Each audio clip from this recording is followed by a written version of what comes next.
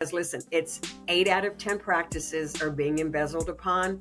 The doctors either know it and they're too embarrassed to ask for help, or they don't know it and they need to know it. And there's certain things that we're going to point out and train on and talk about that when you go back, you're going to know if it's happening to you. And then if it is, what do you need to do? Hello there, everybody, and welcome to another episode of the Orthopreneurs Podcast.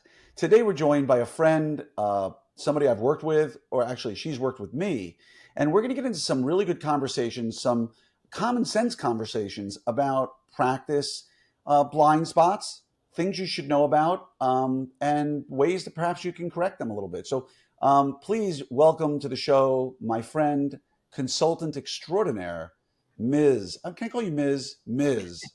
Cathy Jugovic. Welcome, Cathy. Hi, Glenn. Thank you for having me. Can you be Ms.? Are you Ms.? Are you I'm a Mrs.? Mrs. You know, You're Tom, Mrs.? I'm Mrs.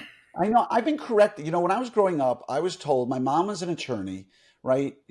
There was no glass ceiling in the Krieger home, right? Every woman in my family has always pushed through that glass ceiling at, difficult attempts. And so I was always raised with Ms., right? The 70s, Ms. And recently, probably about 6 months ago, I was on the phone with somebody. I can't really speak with Ms. something, whatever, which I never thought it could be offensive.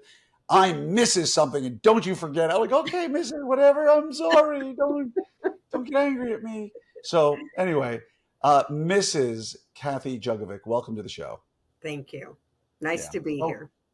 So I had a chance to work with Cathy a number of years ago in our practice, and she's an amazing consultant, which we'll get into some of the details of what it is she does and some blind spots that all of you should be aware of, things that you really should be looking at. But before I get there, Cathy, do you mind doing me a favor and taking 60 to 90 seconds and watch out, people. She just took her glasses off. She's ready for business. When Cathy takes her glasses off, if she takes her shoes off, I have to leave. It's over. It's about to go down. Can you give us a 60 to 90 second kind of just a little update? How did you end up doing what you're doing today? How did you end up where you are? Gosh, Glenn, it's amazing. Honestly, it's amazing. I remember growing up years ago, my dad pushed me to be a hygienist. He thought that was going to be the best thing in the world. And I was thinking about it. And then my senior year in high school, a local dentist looked for somebody at the high school. I went in, I worked for him. He trained me to be a dental assistant. Then I graduated. I went to South Florida to go to dental assisting school. I worked with the general dentist for 23 years. We started out with about 200 patients. By the time he sold the practice 23 years later, we had about 9,000 patients, 19 employees, 3 hygienists, 2 doctors, and I just grew and grew with them. I stayed on with the corporation for about a year and a half. And then I thought, you know what? I really want to go into something fun.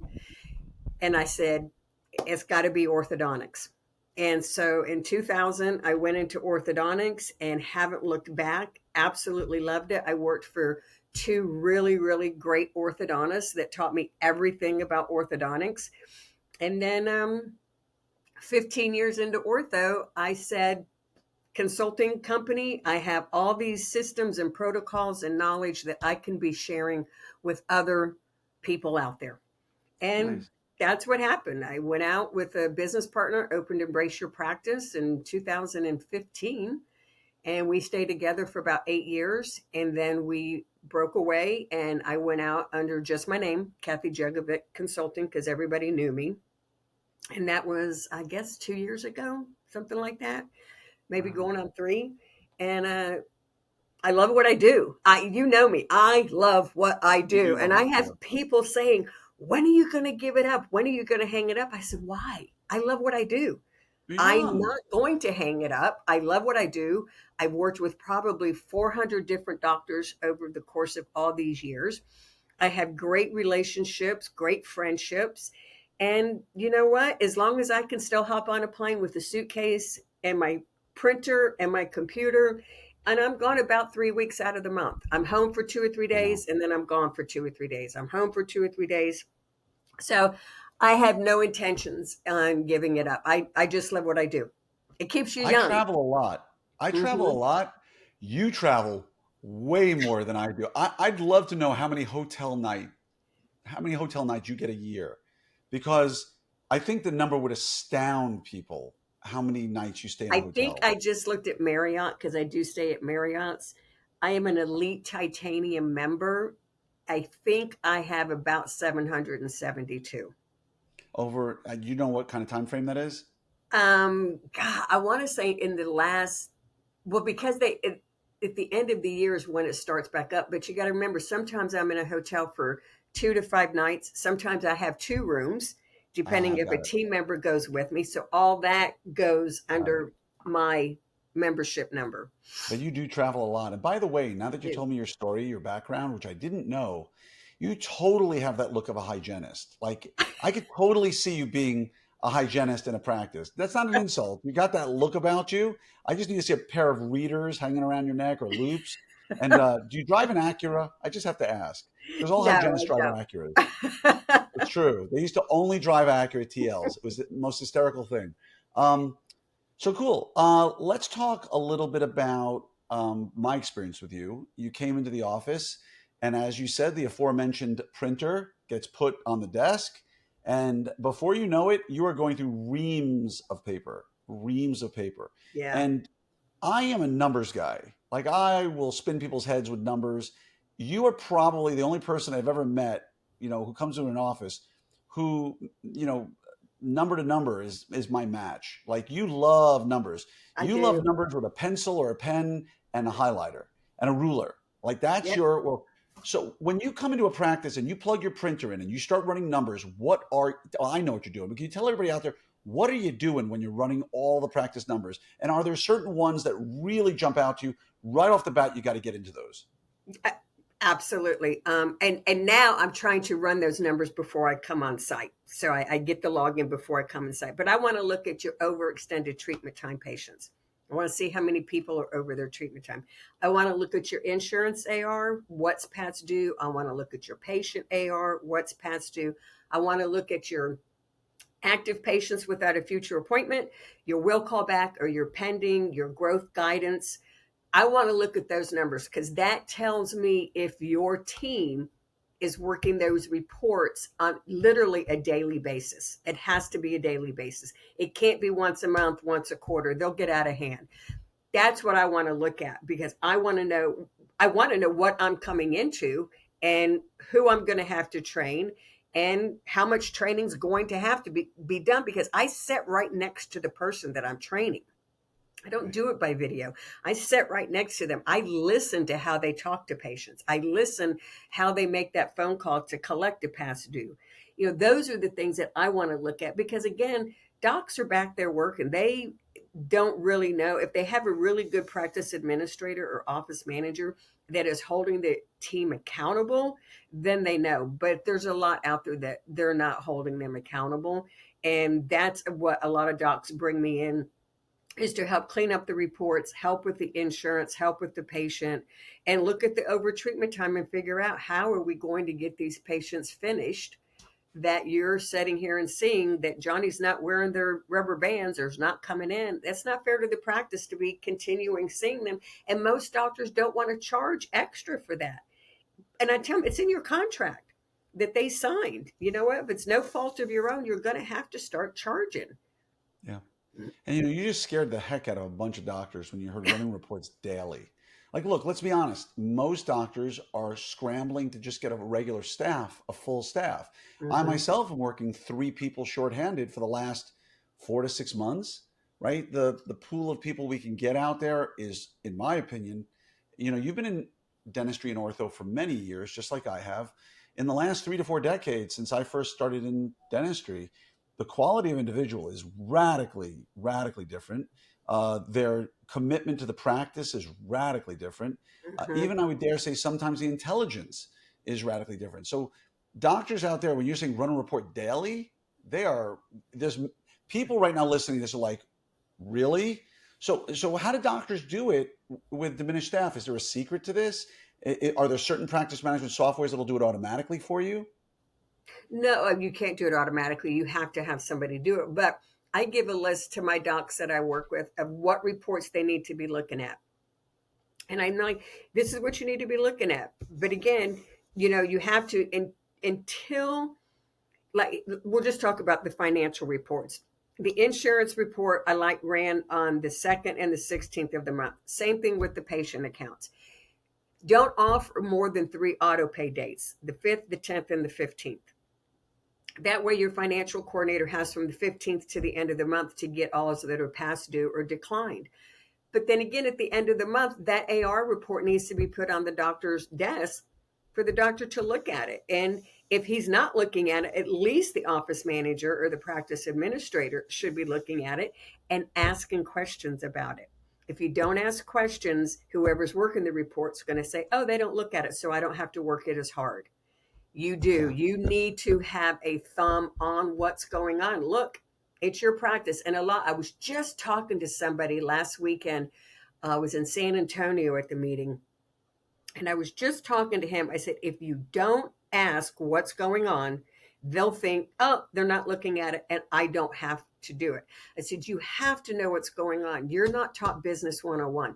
And as long as doctors see money going into their bank account, they think everything is fine.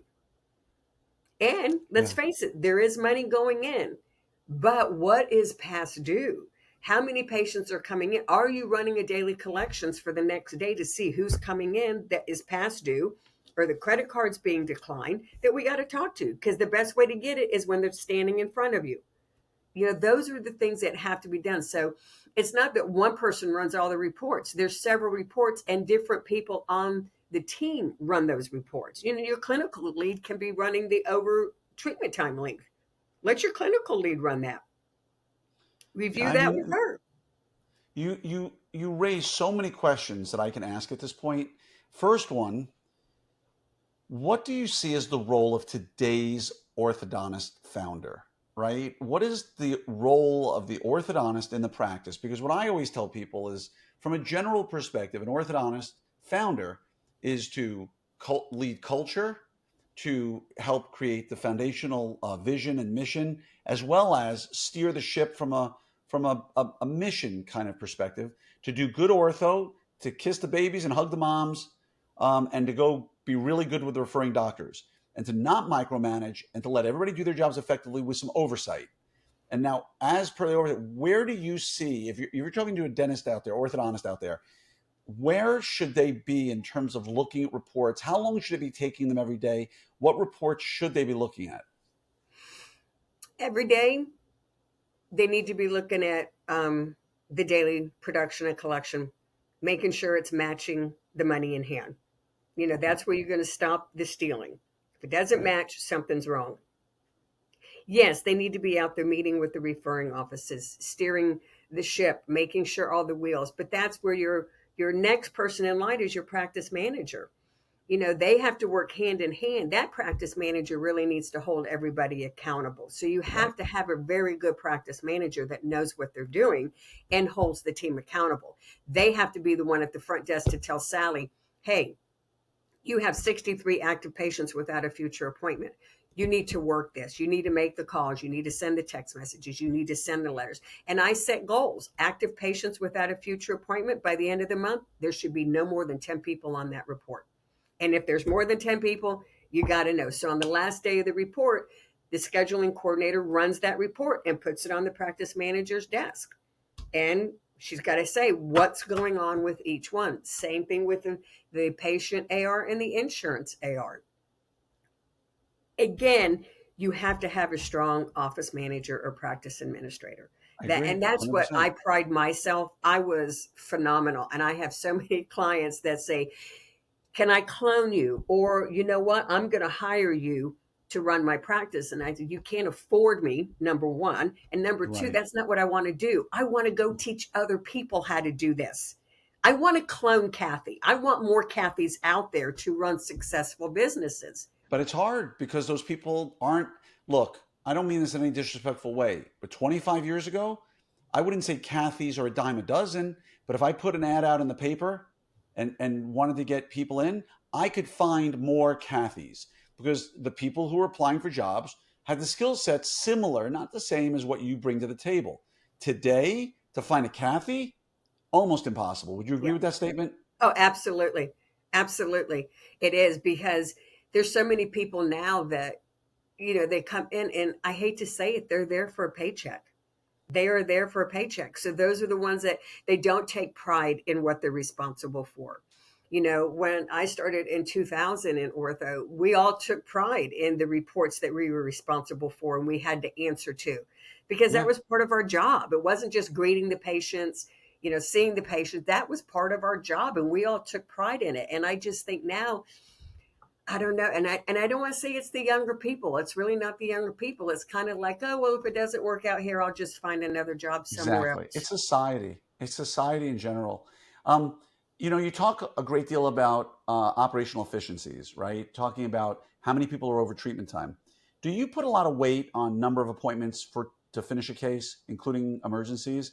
And you want to jump into that a little bit? Yeah, and I was just last week in an office training, and we brought that up. And actually, no, it was yesterday. I did a webinar for Ortho Edge, and I did it on the reports. And one of them was their report is fabulous because it tells you how many times they came in, how many emergencies they came in for, and what the fee was, and how much the doctor made per chair time.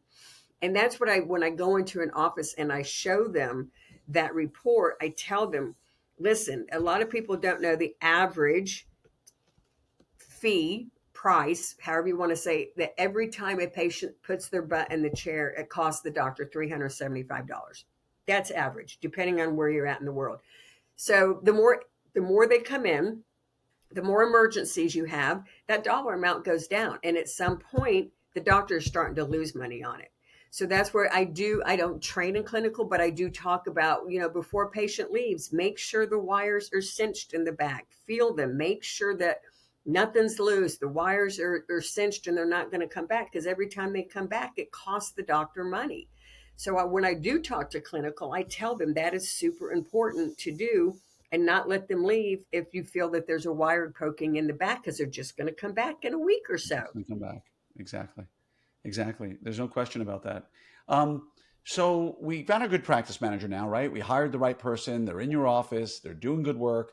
You've gotten the cadence going of when you need reports, and the doctor is getting involved in the way they should. But we always know if we've ever had a conversation, let's just say with David Harris from Prosperident, Hmm. right? He always says there's two types of orthodontists in this world, right? Those who've been embezzled from and those who just don't know it yet, Yeah. right? He's a firm believer that somewhere in your career, you're going to get stolen from. And why does he say that? Because he's worked with hundreds, if not thousands, of practices. And Hmm. that's just what he sees. He knows it that people, human nature, it's disgusting and people are going to steal at times. And so I know that's part of what you do, right? You don't necessarily do the forensic part of it, but you look for red flags to see does something just not jive? If I'm listening to this right now, and again, if you're listening to this and some of these things scare you a little bit and you don't know what we're talking about, you should reach out to Cathy and have her come into your office, just like I did. Um, but what are some of the red flags that people should start looking for a little bit, just to sort of open their eyes to what could be going on? First of all, I suggest you don't take cash in the practice. No cash. No cash. First of You all, just lost three-quarters of your doctors here. I I know, know. I I know. know, They but love it when that construction worker who gets paid in cash comes. And I'm going to go on record right now and say to everybody, don't play the cash game. Okay. If someone does pay you in cash and you accept cash, it gets deposited in the bank every time. You're going to mhm, make such a good living in ortho, you don't need to be hiding the cash under the mattress and pretending it didn't come in and right, creating tax fraud. The money comes in, it goes in the bank for a whole variety of reasons, not the least of which is it's illegal to hide the cash. right. Um, right now, there's a couple of pitchers in Major League Baseball who are, I don't know if you read this, Kathy. You They're, know, I'm a big baseball fan. Oh yeah. they're being indicted Hmm. on federal wire fraud and all this other stuff. But here's the thing. One of them was making $12 million a year, and it was getting paid like $2,000 to throw pitches above or below a certain speed, and or in or out, a strike or a ball, what have you. $12 million a year, and he's going to probably face 20 years in prison over nickels and dimes. If Mm-hmm. you're making a practice that's doing, let's just do a simple practice, $3 million a year, and you bring in $50,000 a year in cash, which would be unheard of in most practices, right? 50,000 as a function of 3 million is like 1.5%, right? It's like 1/60th Mm-hmm. of what you're producing. It isn't worth it, people. Sorry, I'm off my soapbox now, Cathy. Well, no, and I appreciate that. But the reason I say don't take cash, Oh, I that's know. I know why very you say easy it. to steal. Very Yeah. easy. And it's very tempting to steal. Um, and that's where I just worked with a client that we caught it. I started noticing she hired me to look at her financials, her patient AR, her insurance AR, because that's something I do offsite remotely. I have an insurance offsite where we become your financial coordinator and we work your insurance accounts for you. So that's what she wanted to hire me, my company, to do. And when we started looking at it and we started seeing transfers going back and forth between people that I couldn't say knew each other. And I asked her if these families knew each other, and she said no. And then we started really digging into the adjustment logs, looking at the transfers, looking at the credits on the accounts, lots of credits on the accounts. The young lady at the front was, whenever a patient paid in cash, she had a book in her office. She kept it. She would file insurance, but follow me on this. Patient had insurance, was going to pay 1,000. Patient's ledger set up for 4,000, but the 1,000 was never put on the insurance ledger. But she submitted the claim. The payment got paid. She posted it. So now that patient had $1,000 credit. Patient comes in, pays 1,000 cash, and she says, "Oh yeah, I remember. This has a credit." She would take that 1,000 credit and move it over to the person that paid in cash, and she would pocket the $1,000. So there was a lot of transfers of credits going on, adjustments happening that we really started digging into. And I can get to the point where I can see it and recognize it. But to do the actual forensics of it, I refer that to David Harris at Yeah. Prosperident. So And I referred them if you this listen to client. David, he'll tell you two things. Number one, don't accept cash because it can be stolen. Number two, um, if you're stealing from the government, which is what taking cash and not depositing it really is, right? Hmm. Your team knows that. And some of them will say, well, if he's stealing from the government, I can steal from him. And I remember two things he said, which neither one of which is really a concern to me. But if you're listening out there, two things: don't steal cash, don't steal anything, just put it in the bank for a whole variety of reasons. Number two, don't get romantically involved with your team members ever. And it goes Ever. both ways. Hmm. Female docs, you say, oh, also it has to be a male. No, there are No. women who get them. The point is, now they have leverage against you for the rest of your life. Hmm. And if you don't give them everything they want, if it goes south, uh, your Yep. family is going to find out everything. The community is going to Yep. find out everything. The No, state dental board is absolutely. going to find out everything. Just those are the two things, like the biggest thing I heard from David when I interviewed him. Oh, and if you want to listen to his podcast, it's on here multiple times. I've had David Hmm. Summit. There's Summit recordings from him. Great story, great guy, great forensic investigator. Um, and so at this point of the game, don't take cash. That's one, right? Any other Hmm. red flags or suggestions you make to people? Because I have no doubt that when you tell by the way, those of you watching, I have no doubt, Cathy, as I wink at her, that when you tell people someone's stealing from them, their first reaction is, thank you so much for finding that, Cathy. I really appreciate you uncovering this because I would like to make more money. I'm already making it. I should be getting it. So thank you for uncovering this, right? That's exactly what they say to you every time. No. We know that's not true. We know that's not true. I I have somebody that doesn't want to believe it, and I'm trying to get them to open their eyes because it's one of their friends and they don't believe it's happening. And but there are things you can look at within the system, and then that's where, if I find things, I would bring in David and have them do the forensics where they mirror your software, they get into your bank accounts, they do everything, and they find it. So we did find this lady, $70,000. We had her arrested. We had her arrested at her new job in a dental office. And, she'll end up doing time. But again, She did? she will. Because Yeah. David tells me how often they refuse to prosecute, and these people just go on and they go to the next office or the next My city. client is prosecuting. Well, I've heard stories that even if they want to prosecute, there are certain times that the DA will just say, "This is so small, I don't want to get involved," Yeah, right? But sometimes in the state not. of Texas, he said they are going to send them for max sentencing, which is beautiful. Yeah, but at least, get them on the wall of shame, because, he's got that wall of shame. Before you hire somebody, go into the wall of shame, Prosperident wall of shame, and see if the person's been busted and maybe not prosecuted, but every person that they get arrested, they put up there. How So many that, people does he have? Do you know oh God, approximately? a lot, a A lot. I lot, went in meaning there, a I went in dozen? there the other day to see if the person that I helped on was up there, and she's up there.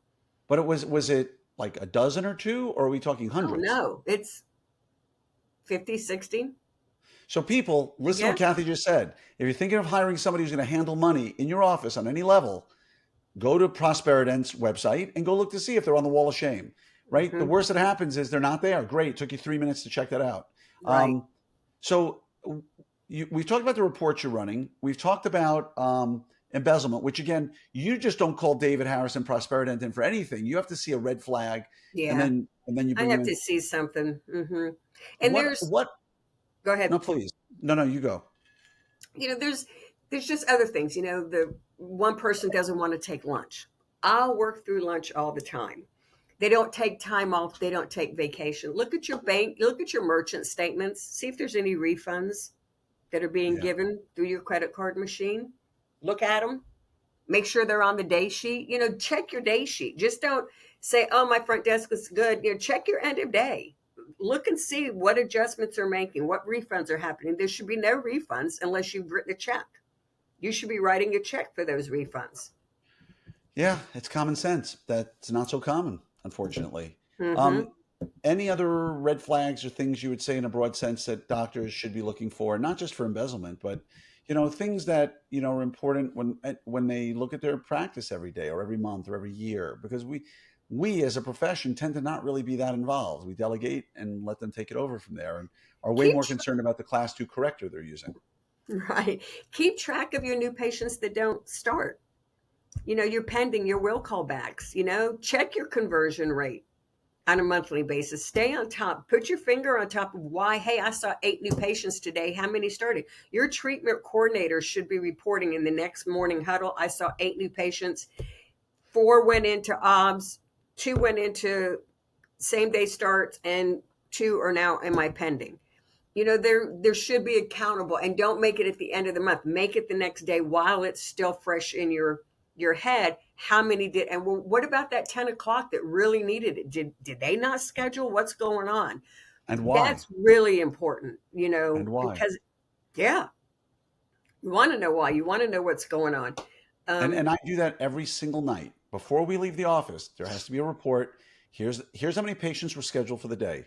Here's how many showed up. Here's the reasons why the ones who didn't show up, right? Did they cancel? Did they just not show up? What have you? And what was the path? Oh, we contacted them twice, had a conversation with them, but they still didn't show up, or we tried twice, they ghosted us. They booked online at 2 a.m. We shouldn't be sort of surprised. right. And the ones who did show up, were they ready? Did they need a referral out?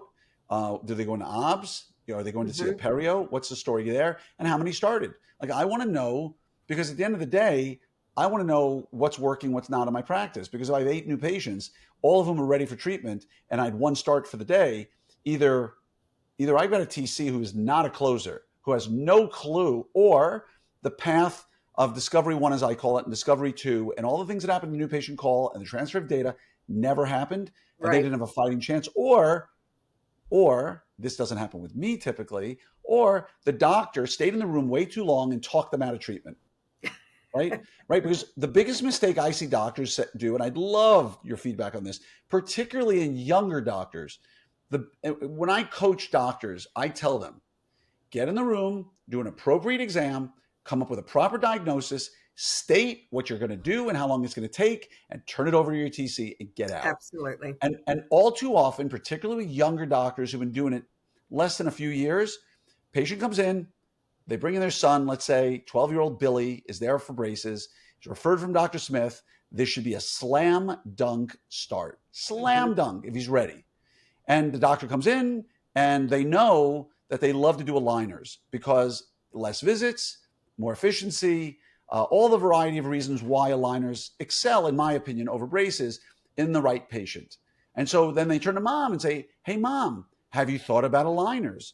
And the mother goes, well, no, not really. We were thinking mostly braces. And you say to them, but there's no cost difference in my office between braces and aligners. And mom goes, I never thought about that. Let me go home and talk to dad. You just literally lost the start of that case. They may come back, they may not, but they may now go for a second opinion because you were equivocal in the way you described it, as opposed to, hey, mom, I know you were thinking braces. Would you consider aligners? And here's why. If this was my child, I would do aligners. It's X, Y, Z, A, B, C, D, E, F, Y. Now, Mm-hmm. realistically, there's no cost difference. If you think they can do it, we do aligners. And if it doesn't work, we can always transition them back to braces at some point. Make it so mom doesn't have to go home and ask dad, what do Right. you think? Right? Right. Make it safe. Do you feel like there's a lot of younger doctors who lose the case because they're equivocal in what they tell the patient? Well, I can only go by the younger docs that I work with, and what I've trained their front desk and their TC on those discovery calls is they're asking, "What are you interested in? Is it braces? Is it aligners?" And then that way they kind of educate them on that welcome call 2 days prior, so that way they have time to talk to dad in that 2 days before they come in. I had one that said, my daughter's not responsible enough. I do not want Invisalign, or not even Invisalign, just aligners talked about. That wasn't communicated with the doctor. So when the doctor was doing the exam and I was sitting in the room, the girl said, "Can I have aligners?" And he said, "Absolutely, you're a perfect candidate for it." And that mother was really upset because she had told on the new patient call, no, and she had told on the welcome call, no, Yep. because they Yep. asked, "Are you interested? What are you interested in?" That TC should have communicated that with that doctor, because now he should have been able to say, "No, you're not a good candidate. Braces is going to be the only thing Yeah. that works for you." He would have won that mom over. The mom didn't start, of course. She went home because she was upset. I Yeah. don't know if they ever ended up starting her or And she not. may have told all of her friends how upset she was because they don't listen to me at Krieger Hmm. Orthodontics. So, Yep. so now agree or disagree with the following statement. Most orthodontic offices do not have a stepwise, scientifically buying or purchasing driven sales funnel from the new patient call through the TC. That they do the best they can, they wing it a lot, but they don't have a real scientific um, documented way of walking a new patient call or email from A to Z in a stepwise way using sales techniques that we know are proven. Would you agree with that statement? Absolutely. And Yeah, here's it's the sad amazing. part. Here's the sad part. They have the form. They have the new Yeah, patient call sheet. They have the welcome call sheet. or they All they don't, have to or do they is don't read have a new off of patient it. call, or Well, the they ones, don't have a new patient call well, the sheet most of the ones that I work with do, but after you're done with them. they skip over everything. They just fill out the top. They don't say anything. They don't ask, and and then half the time they're not even calling a day or two prior. Nope. They're just And sending a and text message. and and they're not doing a trial close. Nope. They're not doing a trial close, which is, and we're not going to get into that now. That'll be a little teaser. Let people try to think about what a trial close is. We just had an Orthopreneurs RD meeting, the private mastermind group. Hmm. We did it here in Frisco this past weekend on sales and conversion and increasing case acceptance. And it was me and Victor Antonio. And I just went through the things that like Robert Cialdini talks about, Dan Kennedy, Jay Abraham, Jim Rohn. I mean, there's so many great people who scientifically have taught ways to walk people down the sales funnel. And I would say, in my opinion, and RD is a much more sophisticated group, I think, of doctors than the average cohort of, if you took a cross sampling of every, and I would say in that room, probably 95% of them do not have a stepwise, scientifically driven Wow. way of bringing people. And for that reason alone, people, you need to be talking to folks like Cathy, because she will help you make sure that when that Yeah. patient is on the phone or email and you get them on the phone, and you ask questions, there's a reason for every question. Every question is documented with an answer, and that Mm-hmm. answer is then given to your TC, who then uses that information on the pre-appointment call to bring them in and know this is a slam dunk. Like this is, Absolutely. I know exactly. They want to come in, they want to have a steak with French fries as a side. They like Diet Coke and they like a white napkin underneath it. You do that, you got a satisfied customer who's ready to start. Absolutely. And it does. It starts from that new patient phone call. And so many people are in such a hurry to get off the phone that they don't have time to do it. And I'm like, you have to, because you have to get that patient to be thinking about if they're going to start or not. And that's where, in the closing, they're going to start the same day if Johnny's ready.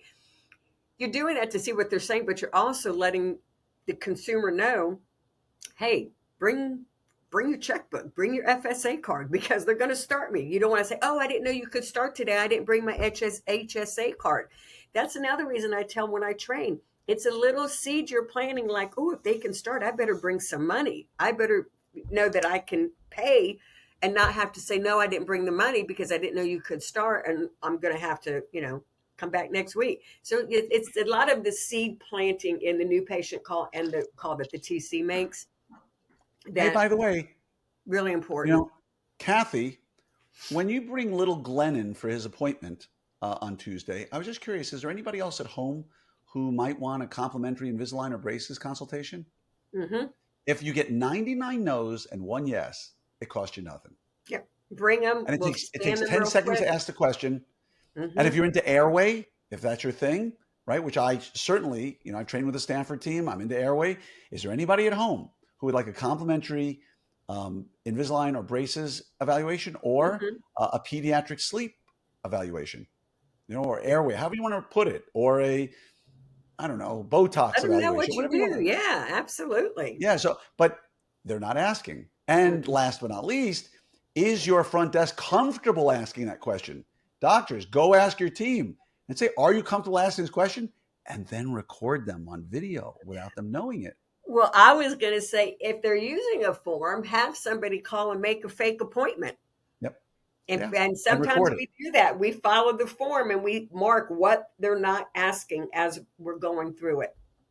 Yeah. And then at that point of the game, make sure that they are that it's all documented and you go over it Hmm. with them in a systematic way. But again, the key to everything here, as we're winding down on time, is systematic. Hmm. All too often people don't have a system, and that's where I think orthodontists are blind. Because orthodontists are smart people and they got through school on their wits and on their hard work. Oh, and I say to them, what about this? Oh, I'm fine, I'm good with this. No, you're not. No, you're Hmm. not. This is Dunning-Kruger at its best. You think you're really good at it. But you got a $2.3 million practice, and in your heart you really want to be 3.5 or $4 million, but you're convinced you're good. I'm good. No, I'm a good system. I got a great team. Do you? And that's where somebody like Cathy will help you. And so, Hmm. Cathy, do me a favor, tell everybody about the meeting you're going to run, because here's their opportunity to see you up close and personal, to learn about what you do, and at the same time, have Hmm. Prosperident in the room to talk about Hmm. fraud and how to cover it and all the other little secrets there. Yeah, we have Prosperident and Jugovic Consulting have partnered together. We're doing a day and a half seminar in Deerfield Beach, Florida. At the Wyndham, they're giving great hotel rates. It's right across from the beach. So we're telling docs, bring your family, let them hang out on the beach. We're giving 11 credit hours. It is a doctors only seminar. You cannot bring your staff. You cannot bring your office manager. It is doctors only. And we are going to teach you the red flags to look for in your software. Bring your laptop with your software. I'll be there. I know a lot of the programs. I can show you what you need to be running and looking at, but there's four of us that are going to be speaking over the day and a half. And we're really going to dive deep into what you need to know to go home and say, okay, this has definitely happened. Because listen, it's 8 out of 10 practices are being embezzled upon. The doctors Yep. either know it and they're too embarrassed to ask for help, or they don't know it and they need to know it. And there's certain things that we're going to point out and train on and talk about, that when you go back, you're going to know if it's happening to you. And then if it is, what do you need to do? Because there are certain steps you have to take. You just can't go back and fire that person right then and there. There are certain steps that you have to take. And that's part of the investigative part that Prosperident does so well. Oh So it's yeah. going to be a great seminar. And again, it's 11 credit hours, Yeah. and it's And not expensive at all. where do they go to register for that? Well, that's what I was going to ask you. I have a QR code. I don't know how you want me to get it to you. They We'll do can, a post production. We'll make sure it's attached to the page. You'll okay. just make sure you send it to our support team, and they'll make sure it's included. Okay. But do you know the website address? I'm pretty sure it's they go to the hold on, prosperident.com. Let me look at my flyer. Okay. Yeah. And it's the Orthodontic Money Map The is Orthodontic what Money Map. I the love that. Orthodontic Money Map. And hey, just to put it out there, I have great sponsors. I got Ortho Edge, Rooster Grand, Mary's List, Retainers for Life, and Bank of America. You're So worse we than have, me. You know huh? what? You're worse than me. Why? You got You're to getting have all you got your sponsors. sponsors in there real fast. You got to have your sponsors. I mean, they're believing in it. You know, I they know. know it happens too. So yeah, we I got just to like give a busting your shout out. chops. I like giving you a hard I time. know. It's fun. And you I give like me a them. hard time. So that's why I we're know. friends. If someone wants to reach out to you to work with you or to learn more, how do they reach you? Cell number Do or you want to give email. it? Cell number 954 Florida, 383 383 3566. 954 3566. 383 3566. Or Jugovic Consulting. You can go through the website, cjugovic@gmail.com. You can message Glenn. He knows how to get a hold of me. Don't If you're at message the me. NISO meeting, well, it's not going to show this week. I'll be at the RD group meeting the first weekend in December. So if any of your guys are there and they want to talk, I'll be there. You can Great. find me. Just Google. It'll be awesome. Appreciate you, Cathy. Just being in our sphere of influence. Thank Just love having you. you around.